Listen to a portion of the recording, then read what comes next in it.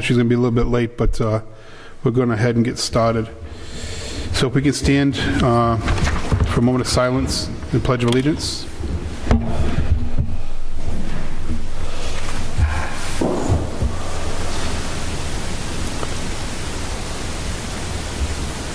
Pledge allegiance to the flag of the United States of America and to the republic for which it stands, one nation, under God, indivisible, with liberty and justice for all.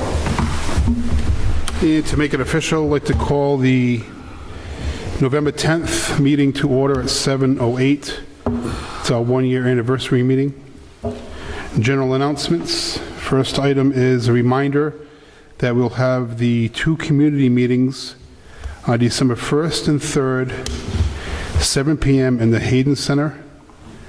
And we'll work on those agendas and what will be included at the roundtable meeting. Any other items on the general announcements? Mr. Chairman. Commissioner Scullin. Just point of information, the Cumberland Veterans Day ceremony tomorrow will not be at the monastery. It will be held at Post 14, same time, 11 o'clock a.m. Very inclement weather, unfortunately. Very good, Commissioner. I appreciate that very much. Anybody else? Just a couple of more announcements I have. And I'd like to just point out, like I said earlier, and that it's happy birthday to Cumberland Fire District. It's 1 year literally ago today that we started, and still today we are writing the How to Merge a Fire District handbook. I've been saying a number of people that's been involved in this merger, but today I sat down and figured it out. We have 48 firemen. We have 3 deputy chiefs, 1 executive chief, 4 administrative positions, 1 finance director, 1 solicitor. Outside legal and finance, we have 2. We have a committee clerk, 7 committee members. We have 5 people from the State Department of Revenue, 4 from the Office of the Auditor General, and various state and local officials, we have 10. So we have 85 people that have been involved in working on this merger. Now, a year later, and we've accomplished some great strides as a team. We have merged 4 operating budgets into 1, 4 labor contracts into 1, 4 accounting systems into 1, and 4 day-to-day operations into 1, plus numerous other merger functions and items that we've accomplished. And I've checked with the chief, and according to the chief, all systems go and improving. I've checked with the men. All systems go and improving. I checked with the finance director. All systems go unofficially, not stamped audit yet, but in improving. The business office, I checked. All systems go and improving. And from the committee, we can report that all systems are go and improving. As it has been 85 humans working on this merger, I can say it hasn't been perfect, but by golly, rather close. It has been a very exciting and sometimes downright emotional to see hundreds of different issues working through the process. We have had some major challenges presented to us, but working together, we have been able to successfully overcome 100% of those challenges. Batting 1,000 or going 19-0, as it is in football language, is a good record. However, we stand ready to openly accept any challenges, and we are ready to be corrected. Because a correction and an improvement is the same as a win. It means improvement. We have been asked our opinion in other mergers. We have been asked to help in certain areas in other mergers. Our finances are about to be certified as the year-end results were reported. Our men's morale is at the highest level that many can ever remember. And when an organization has good morale, it brings many positive returns. The most important is safety. And in this business, safety being job one is not a slogan. It determines safety of life. On behalf of the Cumberland Fire Committee, we want to thank each person that has been supported this merger over the last 12 months, and we look forward to adding to that number over the next year. As of today, we've got to say we're no longer considered the newly merged. we're no longer considered the merged. And we can't even say we're considered the old 4 districts. Today, we can move on as the Cumberland Fire District. And there's a bit of good news to continue that. Last spring, I was talking with the chief and Commissioner Champagne about this ALS status, Advanced Life Support status for the Engine 4. And I asked the chief if we could equip Engine 5. And the chief replied he was about 3 weeks away from completing the 8-week process. So he had already started it. That gave Cumberland Fire District 2 ALS qualified engines, and obviously the men to staff them, and the northern end of town. Well, on Monday, November 9th, we found ourselves in this following situation. Both Cumberland Rescues were out on calls. Engine 1 was assisting Rescue 1 at 1 Minden Road. Engine 2 and 5 had responded to Lee Road and were calling back into service. At the same time, an EMS call came in for a house on Scott Road. Since Engine 2 and Engine 5 were together, and it was an EMS call, they both responded to Scott Road. The response time was 1 minute. And to quote Captain Emerson, 1 minute flat.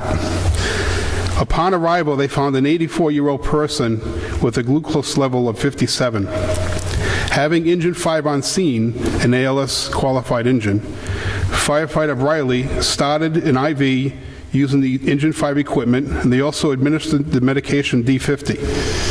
As both Cumberland Rescues were on calls, a Lincoln Rescue was dispatched for mutual assistance. Lincoln Rescue 4 arrived over 5 minutes later. Because Engine 5 was ALS qualified, Lincoln Rescue 4 had no patient contact. Thanks for the assistance, Lincoln, and a job well done, Cumberland Fire District. In Engine 2, we'd like to recognize Lieutenant Bradley, firefighters Briley and Randall. In Engine 5, Captain Emerson, firefighters Clark and LaValle. Talking with the chief, he's already putting a budget together to equip Engine 1 and Engine 2 as ALS. I know Engine 1 and Engine 2 on the southern end, and we have pretty equal response times with rescues, but in this case, we had both rescues out. The town is actually short a rescue. It should have 3 in the town, but it doesn't, and that's where the teamwork, and that's where the importance of Cumberland Fire District comes into play.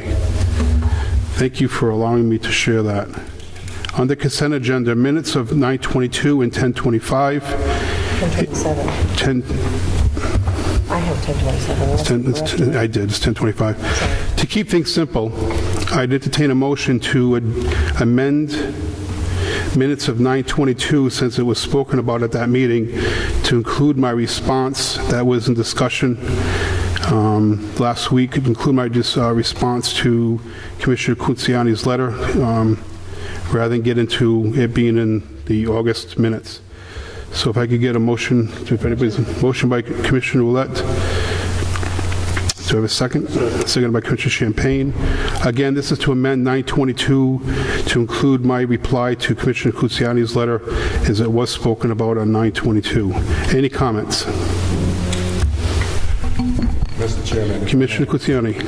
Yeah, I don't think that is allowable under the open minutes to include remarks, the 922 minutes, which were not made.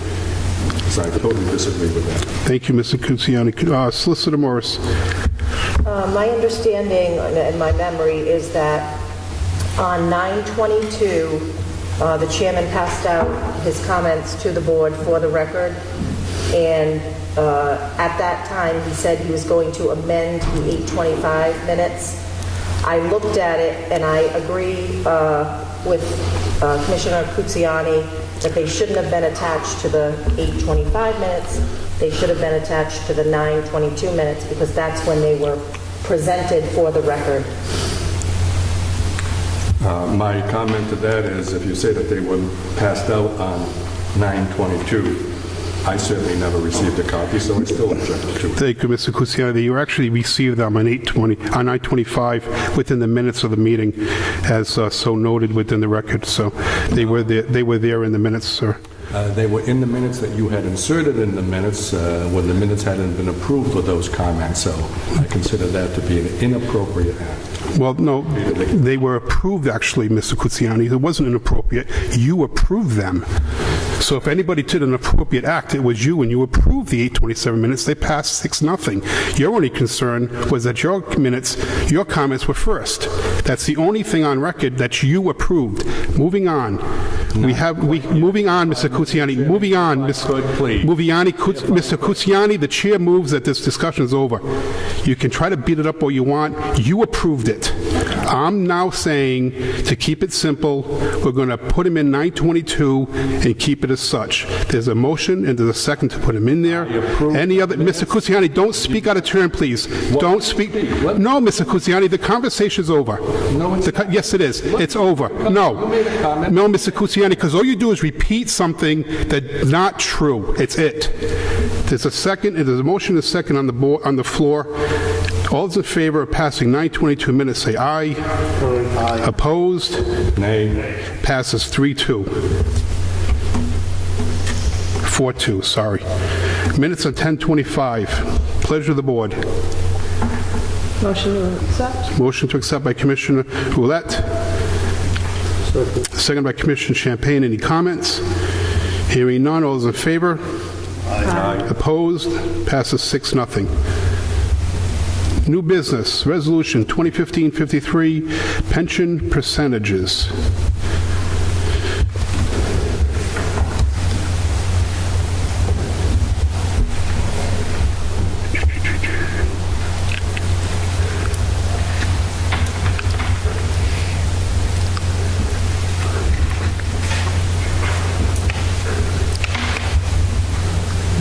It's coming. Hang on a second. Here we go. Yeah. What's that? Do I miss 54? No, 53 is first. So what's happening with this resolution is we were asked by the pension board to select either a 25-year pension reimbursement amount or 21-year. Within the packet, included with the resolution, is the letters we received.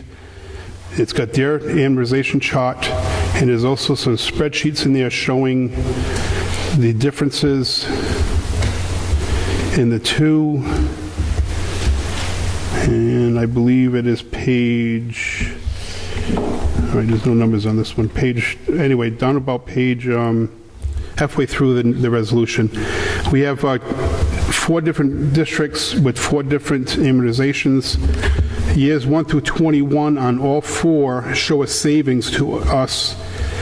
Years from the calendar year 2036 to 2044, there's an increase in cost, but at this point here, in 21 years, we're not sure where we're going to be, whether we're going to be with the town or whatever. So I think trying to predict out more than 21 years is kind of fruitless at this point. So the recommendation, according to the resolution, is to, let me get back to the resolution, I'm trying to be paperless here, is to authorize the selection of the 25-year pension reimbursement amount consistent with State Statutes 41-2143-1 for the MERS employees. The determination of the employer contribution rate commencing with fiscal year 2017 include a reimbursement amount of 25-year period.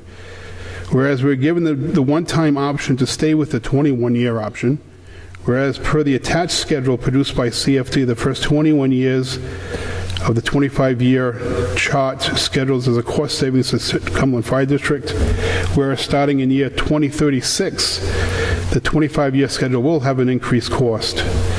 Now, therefore, be resolved that Finance Director Tom Bruce has the authority to answer the Island Pension Board and maintain Cumberland Fire District on a 25-year selection.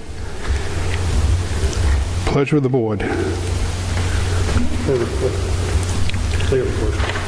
Sure. In looking, you have one resolution here. Right. But in reading the letter, it says that we need a resolution for each employer group for whom we have control. Okay? So we're going to need 4 different resolutions. I think we can have just one with 4 different in it. Where does it say that? A letter from the Commissioner? state. What page? Like, She's looking at it. Oh, she's looking at the letter now. Island. First page? Yeah, can you 3/4 of the way just, down. Second to the last paragraph. in order to effectuate the election?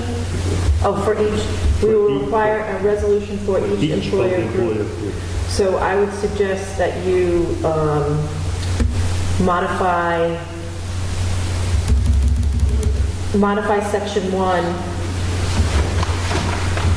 to say for each employee group. So in other words, Finance Director Thomas Bruce has the authority to answer the Rhode Island Pension Board and maintain the, and then you would say Valley, I don't know what you call them, but do you call them Valley Falls Fire District Employment Group? Yeah, Valley Falls, Cumberland Hill, North So Cumberland. you would do Cumberland one resolution for each, saying, instead of CFD, put in Valley Falls Employee Group, and then say North Cumberland Employee Group, Cumberland Employee Group, and Cumberland Hill Employee Group. Just do it like that if that's the way they want it. Then you don't have to question it. Good point, Ms. Champagne. With that being said, I'll make a motion to approve.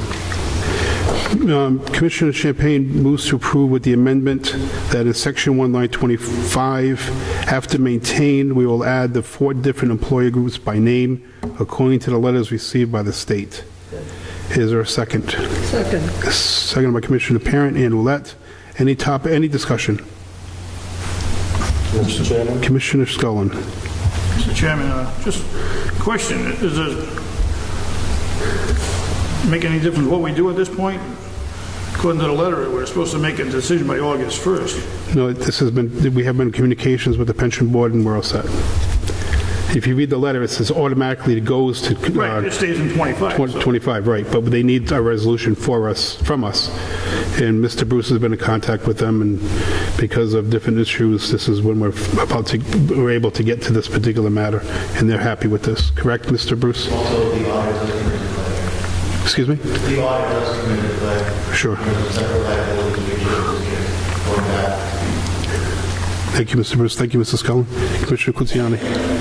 Thank you, Mr. Chairman. Just indicate, I looked at the numbers. I have to rely upon the expertise, certainly of other people, in regards to these categories. We do know that the purpose of this is to lower the contribution rate slightly to make it more amenable.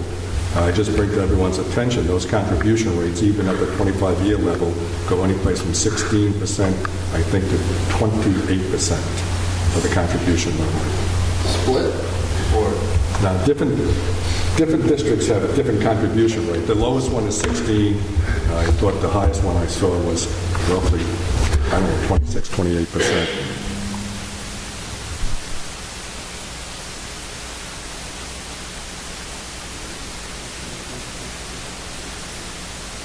Any other comments? Hearing none. All those in favor? Aye. Opposed? It passes 6-0. So we don't have any financials to approve tonight or review. So for the financial review updates, during all the questioning of the 3 platoon cost, without hearing any details,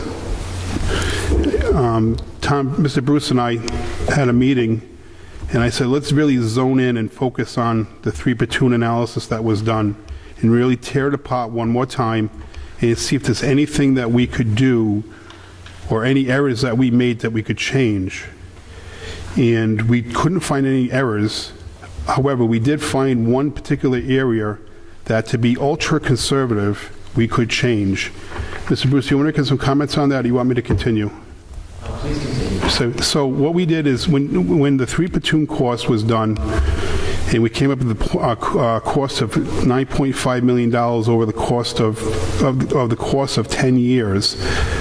Again, to remind everybody that the majority of the community, including those who are proponents of three-platoon system, was to not have any men cut directly, but to do it through attrition. And doing that in an analysis over 10 years, which is basically a guess when people will retire, the cost to the district was going to be $9.5 million. Part of that cost was actually a savings, because when we reduced by a man, we would save benefit cost. I had put in there a solid $28,000 per man. Mr. Bruce suggested that to make it one step further, we could increase that during the four phases that we had looked at. So we did. We increased that by 10% 4 times. It dropped the cost from $9.5 million to $9.1 million. So, and just as a note, we did not include the overtime for the 13th and 14th hour. So it kind of would have offset that, but again, we're trying to be as conservative as possible. So we want to make for the record known that the cost to the district over 10 years would be $9.1 million and not $9.5 million. And Mr. Bruce again went through that cost like it was requested, and he's got the spreadsheet in his hands. We went over line by line, again, back and forth with questions and explanations to make sure the spreadsheet tied in together. And I'll just leave it at that for the record. The number 2 item for financials is the audit update. Mr. Bruce? The upcoming fire committee meetings will involve the reporting of the audit. On the 21st, Saturday, I will be prepared to present draft reports which have been submitted by formerly Emporia. Their audit manager, Cumberland, indicates I will have those reports by the 19th in order to prepare to distribute and answer your questions on the 21st and spend some time on the regular fire committee meeting, Tuesday, December 8th. The auditors will be in attendance to allow us to ask questions about minor reports. By this time, the reports will include the internal notes, will include the management letter and significant findings. The Auditor General's office has been informed of this schedule. The Auditor General's office will not receive the audit report until the fire committee has a chance to receive them and have the information presented. You are the formal client. That's basically the plan right now that the auditors have committed to. Their work during the month of November has been devoted to financial statements, newer GASB requirements, GASB 34. They really have had to integrate. You know how we had always spoken about this being a 2-step job, where the first step would be the individual districts, and then the second step would be the lot 1 starting balances for the newly consolidated district. Well, as I have been given an orientation from our audit firm, these 2 tasks are so closely interrelated that you really can't finish one without finishing the other. You have to have these balances in terms of putting out the 4 individual reports. Vice versa, you need the 4 individual reports to consolidate and make up the district-wide report for July 1, 15. And so that is one reason why the Auditor General has been informed regarding this timetable that brings us into December. Thank you, Mr. Bruce. So just as a recap, the board will have available to them the actual reports on November 21st. If any particular commissioner is not available to meet that day, they'll be available to them at headquarters, or call somebody and we'll make arrangements for you to get them. And on December 8th, the auditing firm will be here. That will give us a couple of weeks to go through the audits. And I really, really would like to request that any questions for the auditors be presented at least a day or so in advance. It's very detailed. There are 4 companies being audited here. It's very intense. To show up that night and start throwing questions at them would be unfair and unprofessional. So please, when you get your audit reports, review them, jot your questions down, shoot an email to Mr. Bruce. He'll get them to the auditors. You can ask them the night of the 8th, so they're on the record, but that they're ready to answer them. Thank you, Mr. Bruce. Next item is R54, meeting for the 2016 calendar year. Resolution 54 reads, resolution changes CFD monthly meetings to once per month on the 4th Tuesday. Whereas after a greater portion of the merger is complete and the newly installed accounting software is working as planned and the end of the month reports are timely and consistent, therefore be resolved in Section 1, the CFD will move to 1 meeting per month. The 2016 schedule will be published on the Secretary's website per the Open Meetings Act. Section 2, the meetings will be the 4th Tuesday of the month held in the town chambers, with all meetings starting at, and we'll discuss that in a minute. Section 3, this will allow a review of, the 4th Tuesday will allow us a review of the month financials that are about 3 weeks old. It is understood that if emergency meetings are needed, they can be called. We can either have them here on the 2nd Tuesday, or we can go to the library. As we know, we've been operating under 1 meeting since August, and checking with the chief and Tom Bruce and everybody, everything's going fine. We have not skipped anything or missed anything because we have not met. The only item open there is the starting time, and Commissioner Champagne has indicated he'd like to stay at 7. Solicitor Morris indicated she'd have to start at 6. I'm not going to say what I want. I'm just going to leave it to the rest of the board. If anybody wants to throw an idea out or make a motion to approve this resolution with the time included, I'll entertain that. Commissioner Kutsiani. Well, I would like to make a recommendation that I know you've heard those 2 times. I have a 3rd time, 7:15.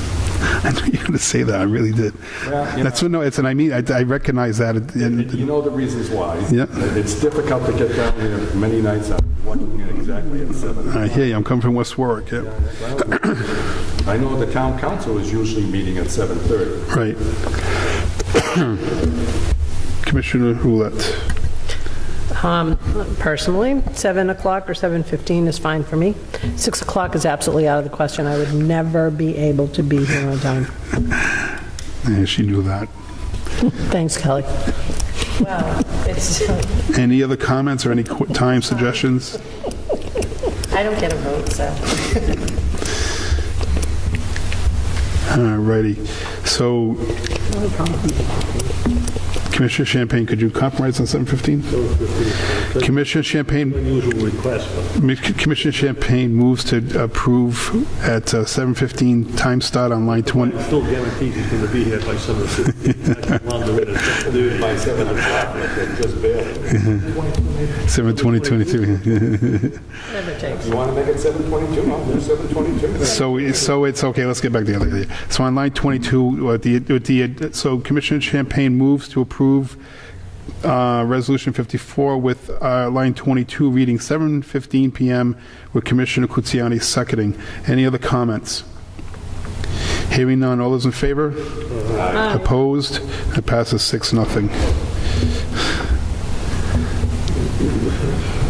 Next item, abatement authority.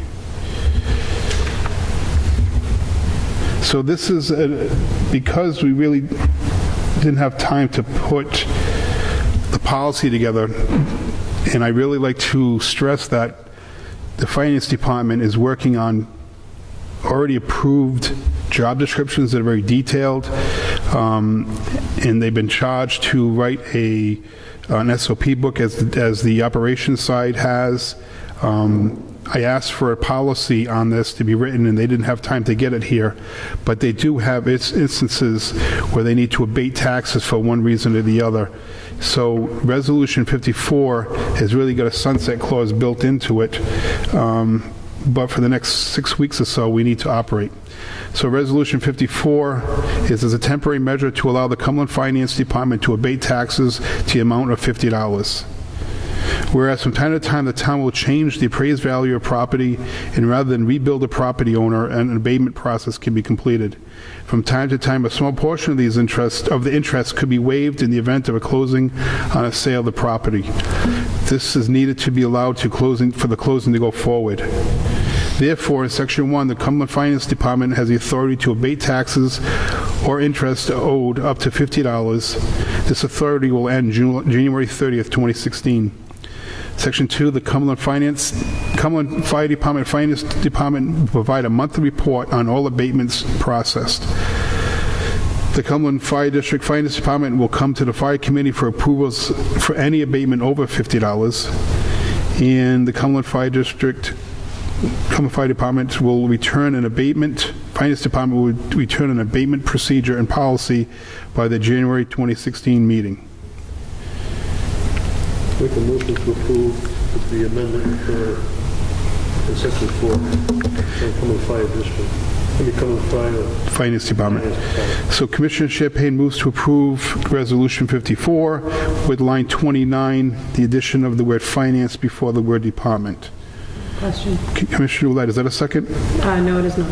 Before we do that, can I please note that 2 resolutions have the same number? Yes. Both at 54.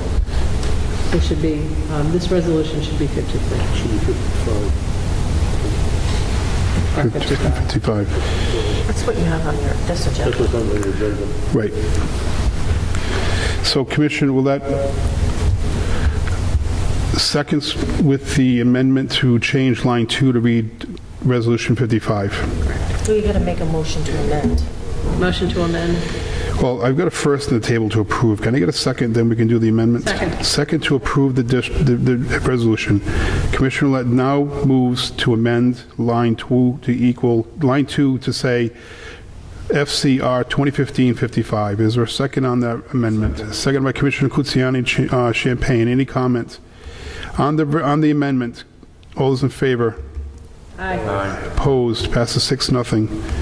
On both amendments? Well, he made a motion to approve with the addition of the word finance. So, any other comments or questions? Thank you for those additions and corrections. Hearing none, all those in favor on the amended resolution 55, say aye. Aye. Opposed? Passes 6-0. Thank you very much. Okay, a review of the roundtable meeting on 11/21 and 9/15. So we have the second roundtable. It's going to be called the 2015 Fall Roundtable Committee, and we'll be meeting on the 21st. We can't get into the library till 9 a.m., so we'll need about 15 minutes to set up. So we'll start at 9:15. We'll have just a little get-together time until about 9:30 or so, and then we'll have an agenda to follow. We have a moderator, and the agenda will be published no later than, obviously, than 2 days before. I sent out an email to those who said they were able to participate.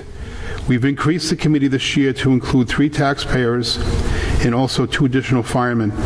And as far as the firemen went, I asked if we could have someone that's been on staff for less than 5 years, and I've asked for a staff member that's been over 15 years, and then obviously a member from the executive committee. And then the 3 taxpayers, and I'll start with them and then run through the whole committee.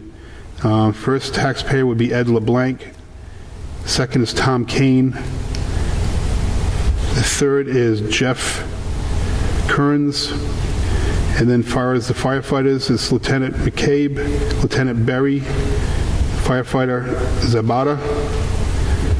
Then we have the committee members who can attend, be Frank Mata, Chris Parent, Cynthia Ouellette, Ron Champagne.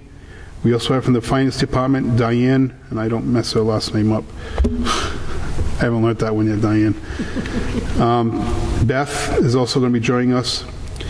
Finance Director Tom Bruce, Solicitor Kelly Morris, myself, the moderator. And again, until, I say the 18th, the 18th would be latest.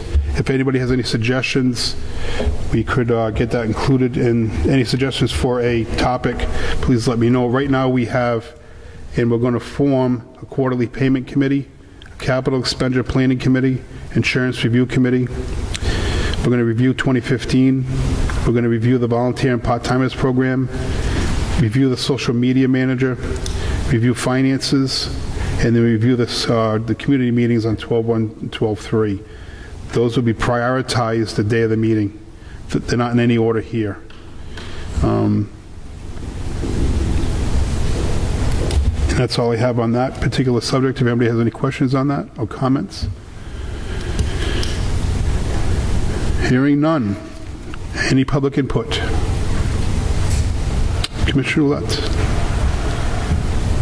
Thank you, Chairperson. Chief, I don't know if you were going to talk about this also, but I would like to say to the committee that I participated in the smoke alarm installation program on Saturday in conjunction with the American Red Cross and Red Cross volunteers, and we had a couple of Cumberland volunteers, Cumberland resident volunteers. My team, which included one Red Cross volunteer, and I managed to install 12 smoke alarms, and 3 homes were sleeping well that night because they were protected from certainly not being aware of any fire in their home. So I'm really pleased and happy about that. But as I was noticing this, I was thinking that what a shame that other people on the fire committee couldn't have been there, because, you know, it was something that was really an amazing thing to be able to do. And we are supposed to be supporting our Cumberland. So, you know, in this call to action, I'm asking the Cumberland Fire Committee, who will be here for another year at least, to really think about other ways in which you can become involved in whatever fire initiatives are going on in this town. I think it's really important not just to be here once a month as it will be in January, but also to fully participate in everything that we do. So I just wanted to mention that to everybody. And thank you, Chief, for assisting and orchestrating it. I know that the Chief was partnered with the Mayor, is that correct? Yes. Quite a team, I might add. And I'm sure you can fill in. I had to leave. We were told to come back by 12:30. We came back at about 20 of 1 after our last installation. And I don't know if we were the first group back, but I know that you weren't back, Chief, and I didn't have any final tallies as to how many smoke alarms were installed on Saturday. Unfortunately, it took a little while to get people together, so we had a limited amount of time.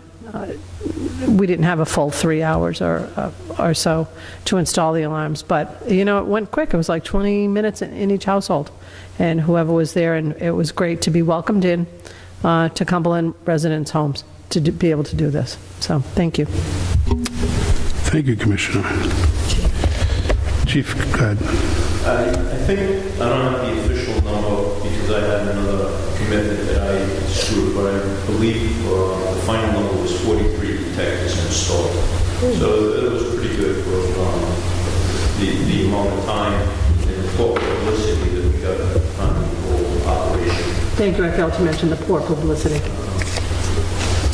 2 things to bring forward. The first event is going to be on December 9th. Rhode Island Emergency Management Association wanted to conduct a tabletop drill, which is done in a classroom type setting, and it's all just pretend type scenarios. It's not actually happening, they're not actually doing it on site. And the issue that they chose was an ethanol train accident at the Valley Falls Rail Yard during the weekday. So as this started to develop and they take their money in their direction from FEMA, the New England region of FEMA decided that they wanted to get involved, and it has now become a regional exercise. So it started off being probably 25 to 30 participants, is now ramped up to about 70 participants. We are going to be the focus of the New England region tabletop discussion centered on an event that happened in Graniteville, South Carolina, where a switch station was left in the wrong position and a freight car came in, collided with chlorine cars, and in our scenario, which I was just handed today, 40 tons of chlorine is going to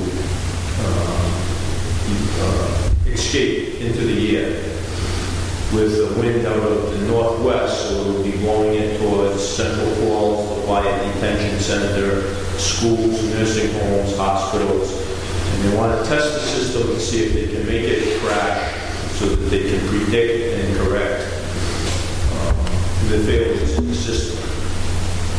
The main emphasis will be on the Cumberland Fire Department as the first responders, and we will be the lead agency. The drill is